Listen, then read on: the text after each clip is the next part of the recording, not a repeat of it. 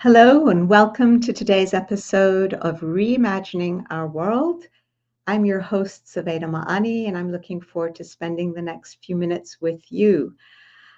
If you've ever despaired of the polarization that exists in our world and have wondered whether there's any way of overcoming it or any way of healing the deep divides, then I hope that today's session will give you more hope and will provide you with some ideas that you may try to experiment with in order to heal these deep rifts.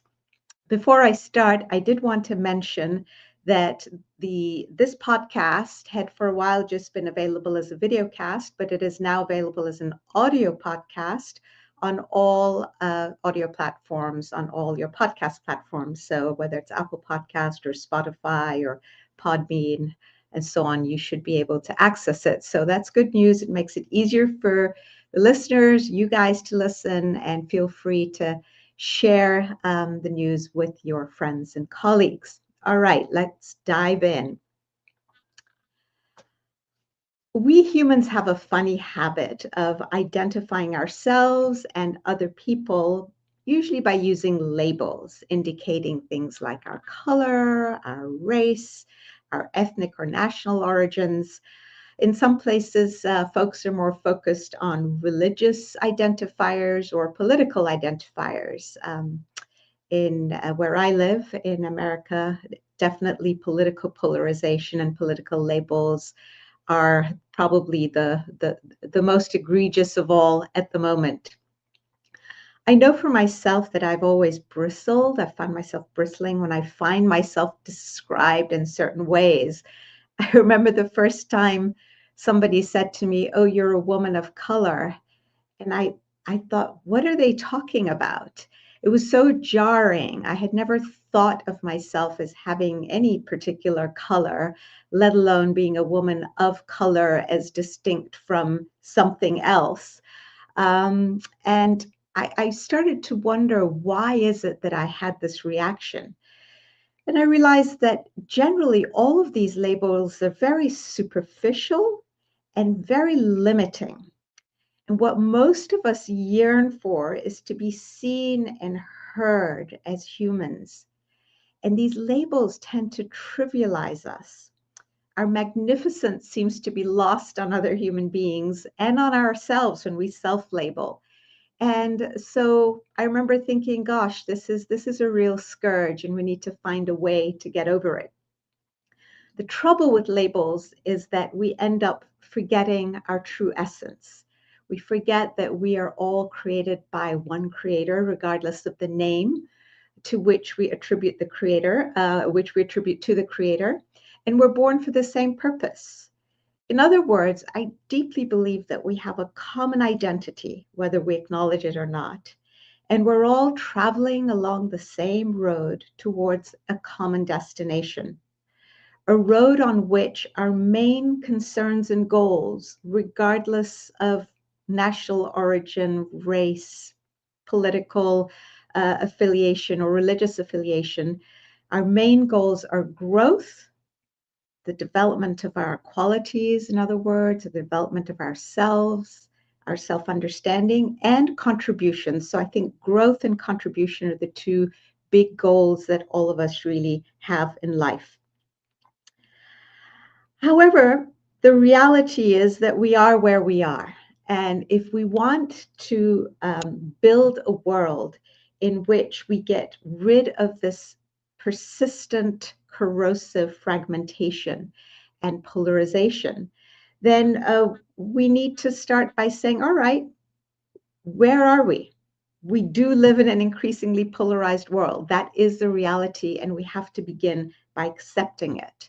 It's only once we've accepted that the fabric of our society has been rudely rent asunder and that there are deep chasms between us that are threatening both the peace and the well-being of our planet, that we can decide, okay, if this is not serving us any longer, what steps can we make to heal, to knit together the social fabric, to heal the divisions, to narrow the chasms, and to harmonize our differences? And this is what I'd like to discuss here with you today.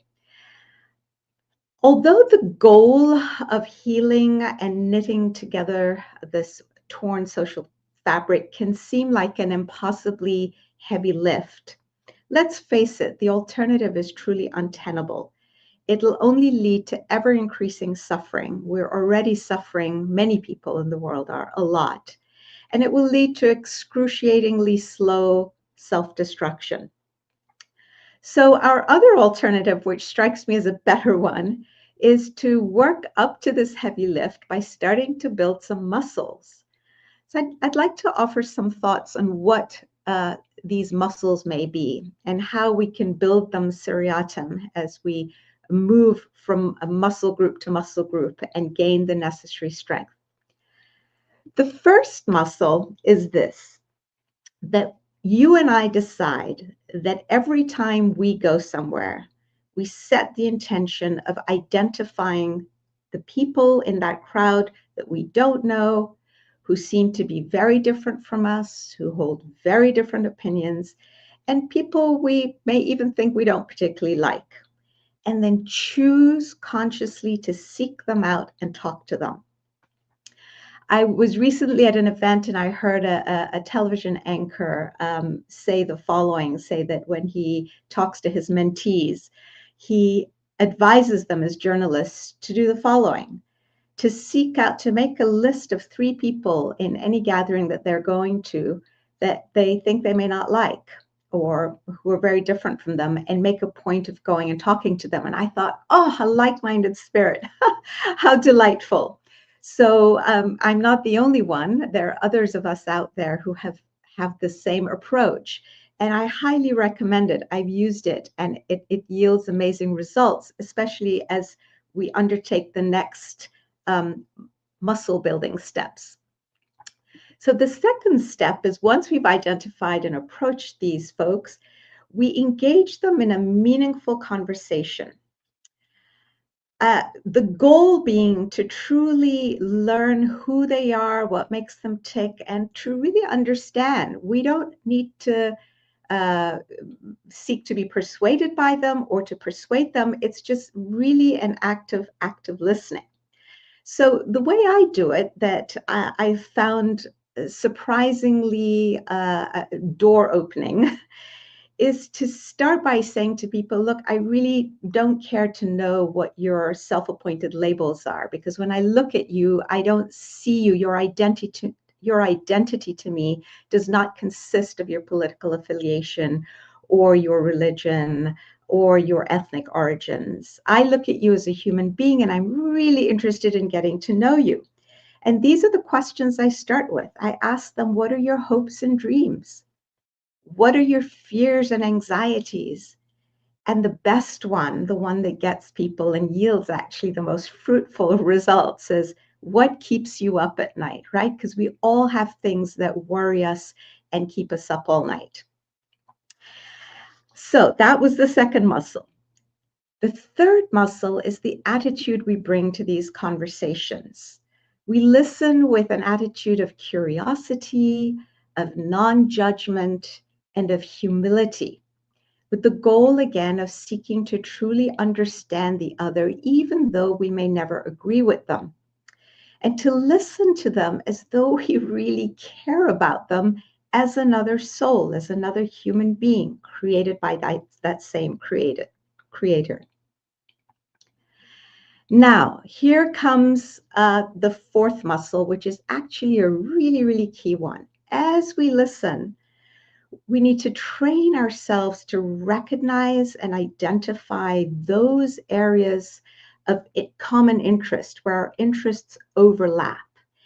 And you may have all of these opinions and interests, and you'll find that there's just a tiny sliver of overlap.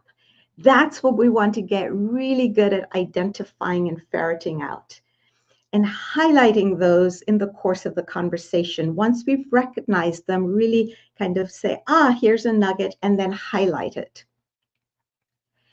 That then takes us to the fifth muscle, which is employing the skill of consultation, true consultation. We talked about this. We spent a whole session discussing what we mean by consultation. It has very specific features and steps. I invite you to go back to episode 19 of the Reimagining Our World series. I'm not going to go over it again, but to employ that skill of consultation in order to identify a path of common service. In other words, say to this person you're talking to, oh, wow, look, we have this area of common interest. What can we do to act together in solidarity, standing shoulder to shoulder to solve this common concern, to address this common concern, to solve this problem, and so on? And it's miraculous what happens when you do that. The first thing that happens is that just employing the skill of consultation reminds us that truth is single and indivisible. It merely has various facets. And when we look at this gem of truth, whatever the topic is that we're seeking truth about, we see things from our perspective. So I may look at the gem and see red. You may look at the gem and from the angle you're looking at it, you may see it as blue. Another may see it as yellow. We could argue with each other and maintain that each of us is right, in which case all of us would be wrong, because the truth is it is all those things. Or we could enhance our collective understanding, arrive at truth, and seek solutions to common problems by sharing our various perspectives. That's the first magical thing that happens. The second thing that happens is that we actually end up identifying areas of common service. And let me give you an example, actually, as I think about it. During COVID, in our building, we live in an apartment building, we recognized that a group of people recognized that the elderly had trouble getting out, they were more at risk, and they needed access to food. So a few people got together and identified this as a common concern and a problem to be solved, and decided that they would reach out to these elderly who were trapped in their apartments and ask them what they needed, and then they would go out, the able-bodied and young and healthy who would go out to the stores and get the goods and deliver them outside their doors. Now, that was a perfect example.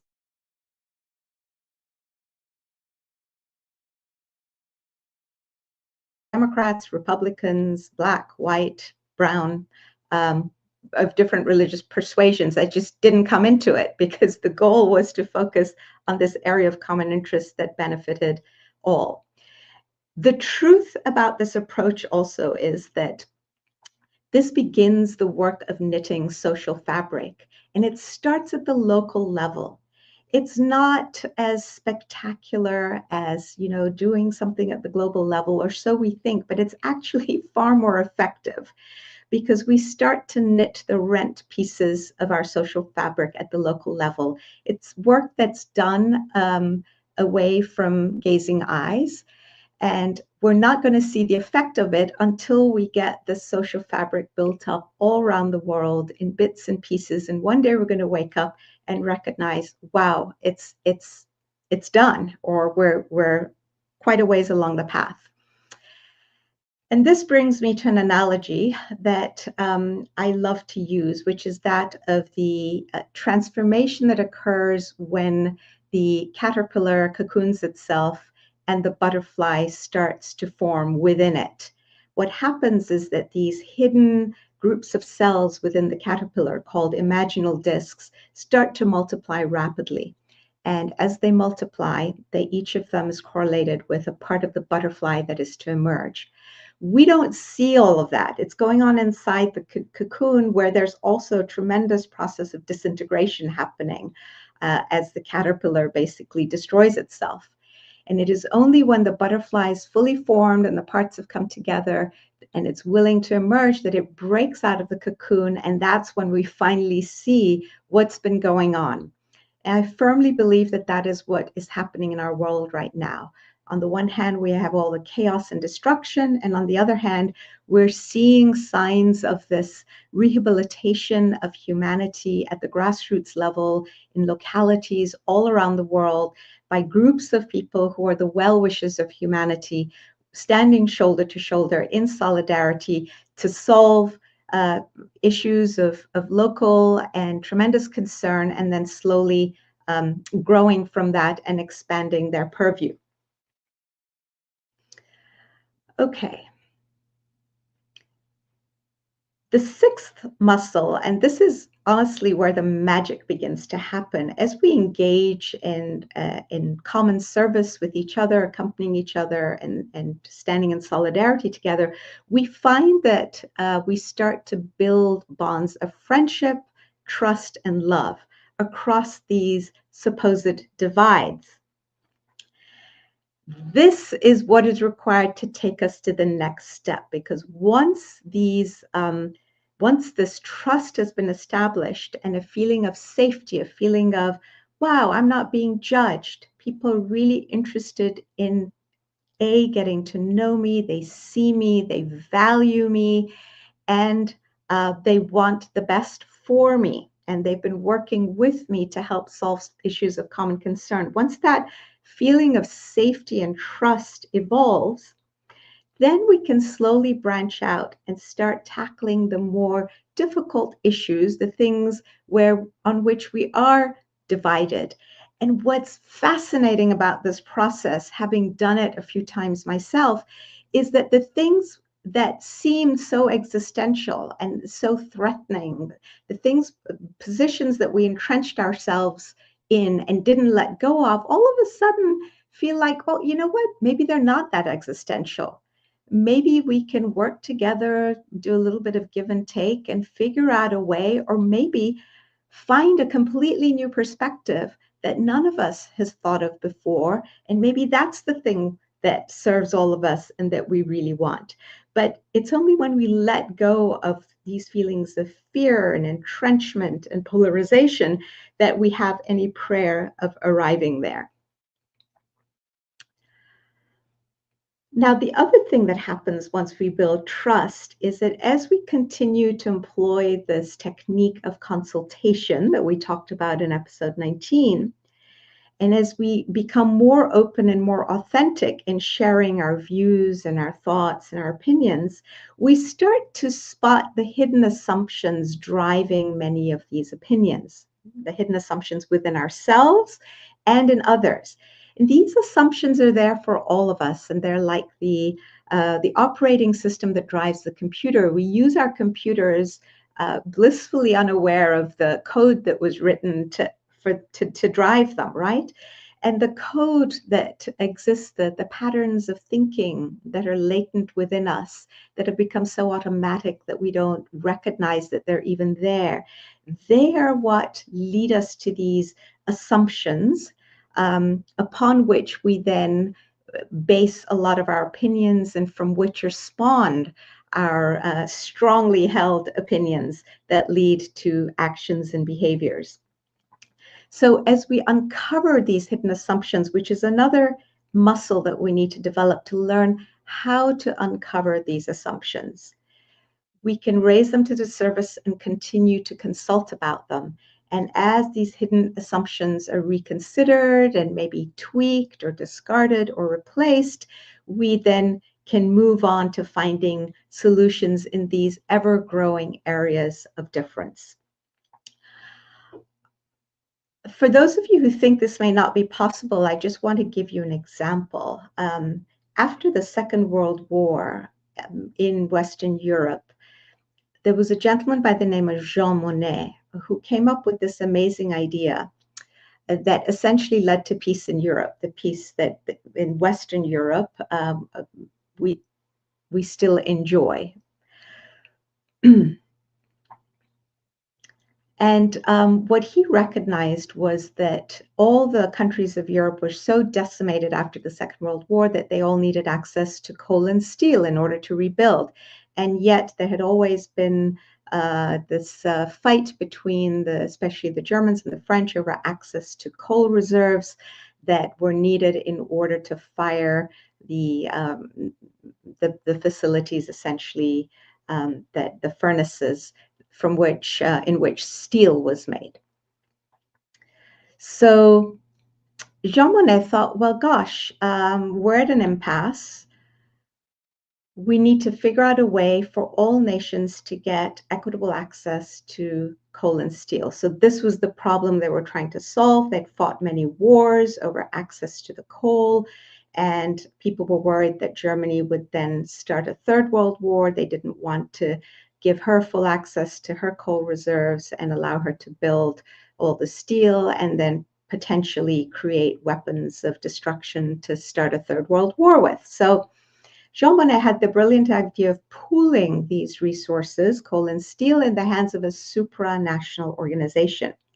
Now, this was the solution that was arrived at, and he managed to get on board a key group of people, and it was able to raise their consciousness and challenge their hidden assumptions that they couldn't collaborate with each other, that they would forever have to be in competition with each other, that they would forever be at war with each other, which, by the way, was the language and the literature used between Germans and the French until the Second World War. We hate each other. We drink our hatred with our mother's milk. You know, does it sound familiar? We hear this in other parts of the world too today, and we think that these conflicts are intractable, but they're not, as we've seen in Europe. And so he was able to do that and to raise their consciousness to recognition that they were interdependent enough and had what he called a fusion of interests, and that they needed to focus on advancing that fusion of interests. And so out of it came the European Coal and Steel Community. There are episodes on it in this series. I suggest you go back and listen to them. I describe all of this in great detail. But the point I'm trying to make here is that for those who are naysayers, we've done this before. It is possible. So let's not sell ourselves a bill of goods by saying, oh, this is idealistic or impossible. As somebody put it so aptly, the idealism of today is the realism of tomorrow. I mean, we start with a vision and belief in it and conviction and work towards it, and then it becomes reality. But without a vision, we perish. So the last muscle is the muscle of getting. Some of us may be fearful that once we arrive at a solution, it's then set in stone, and oh gosh, what if it doesn't work out well? We don't have to fear, because we can get into this, building this muscle of consulting, then acting on it, and then periodically reflecting on how well it's going, so that we can make the necessary tweaks and adjustments. We may need to just throw out this approach that we came up with or this solution and try again, go back to the drawing board, or we can tweak it, modify it, or replace it with something else. So the final comment I want to make is I want to share with you a story that I read about in the New York Times that I found quite inspiring, and I'm trying to see what the date was.